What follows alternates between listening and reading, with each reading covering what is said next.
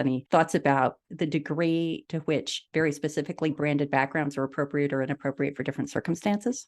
I think you said something really, really cool and very key there. Is what are we trying to get out of this presentation? And again, if you're featuring somebody, I would look to feature that person's work. And I also think what's the audience need to get out of it and what's the story you're trying to tell? And I just think you said it all when you said if it's not something that serves the story, then maybe it shouldn't really be there. And to me, it always comes back to the audience or the customer or whoever's going to actually use what we're creating here today. And I literally say to myself when I'm producing or directing or talking about this stuff is how can I serve that audience or that person at the other end of the content that's guided me throughout my whole career of producing and directing is that person at the other end who I really try to picture.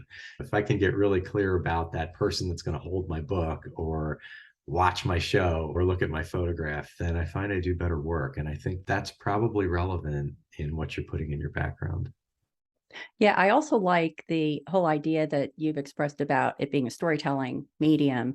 And I think that's a more comfortable way for authors to think of it as storytelling rather than personal branding, for example, which I think creeps people out sometimes. But think about the story you're telling and where you want the focus to be, just as you would with a book. Think about what you're conveying with your video presence that way as well.